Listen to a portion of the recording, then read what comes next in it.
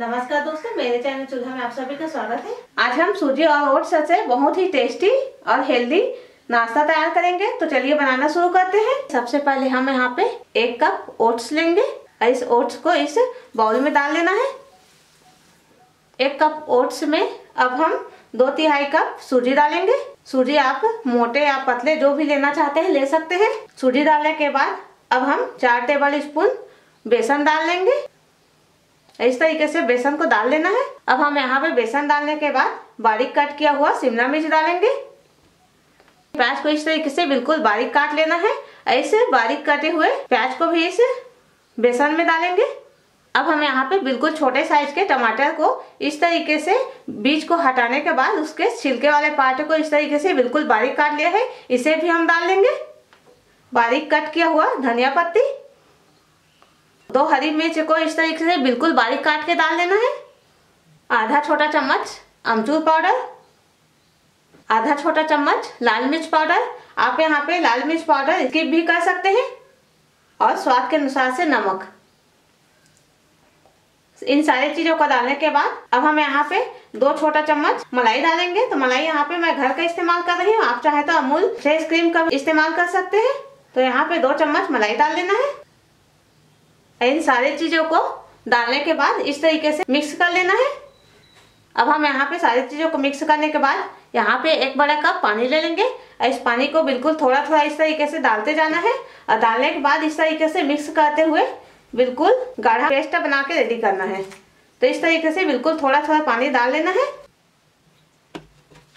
इसी तरीके से सारी चीजों को मेजरमेंट के साथ बारी बारी से लेते जाना है और लेने के बाद इस तरीके से पानी डालते हुए इस तरीके का पेस्ट बना के रेडी कर लेना है। अब हमने यहाँ पे सारी चीजों को इस तरीके से मिला के इस तरीके का पेस्ट बना के रेडी कर लिया है।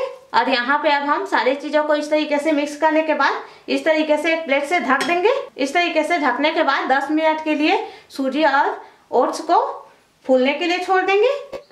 सूजी और ओट्स को इस तरीके से रखे हुए 10 मिनट हो चुका है। अब आप देख सकते हैं सूजी और ओट्स है अच्छे तरीके से फूल चुका है और काफी ज्यादा गाढ़ा हो चुका है। चलिए अब हम इसमें बिल्कुल थोड़ा सा सोडा डालेंगे और सोडा डालने के बाद बिल्कुल थोड़ा सा इस तरीके से पानी डाल के इस तरीके से सारी चीजों को एक बार फिर से मिक्स कर लेना है। इस मोल्ड को लेने के बाद अब हम इसमें इस तरीके से थोड़ा सा रिफाइंड ऑयल डालेंगे।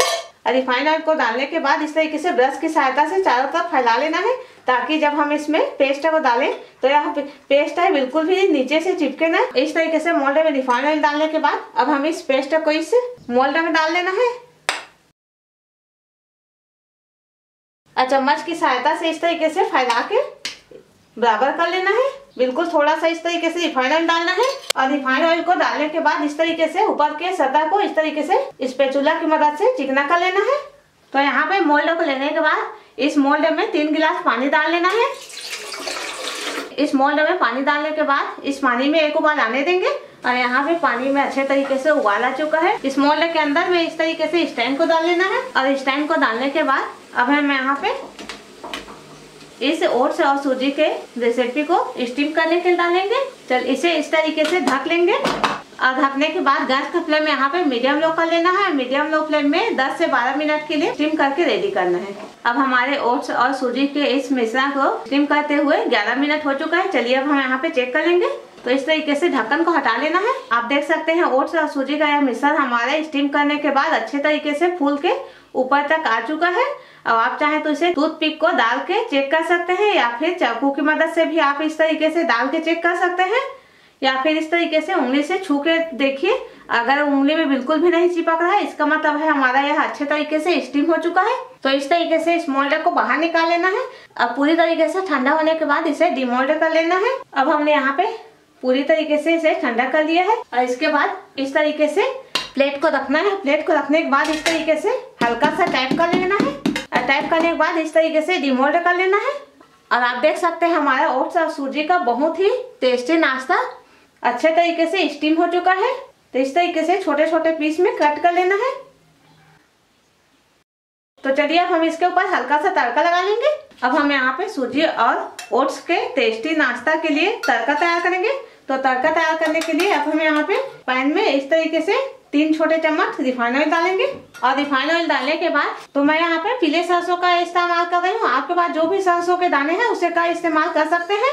1 छोटा चम्मच तिल और थोड़े से कड़ी पत्ते थोड़ी देर के लिए पका लेना है। अब हम यहाँ पे गैस बंद कर लेंगे। चलिए इस सूजी और ओट्स के नाश्ते के ऊपर इस तरीके से तड़का लगा लेना है। और इस तरीके से सूजी और ओट्स से बिल्कुल हेल्दी टेस्टी नाश्ता बना के रेडी कर लेना है। और अगर आपने मेरे चैनल को अभी तक सब्सक्राइब नहीं किया है तो मेरे चैनल को जल्दी से सब्सक्राइब कर लीजिए और बेल आइकन को जरूर दबाइए ताकि मेरी आगे आने वाली रेसिपी की नोटिफिकेशन आपको मिलती रहे।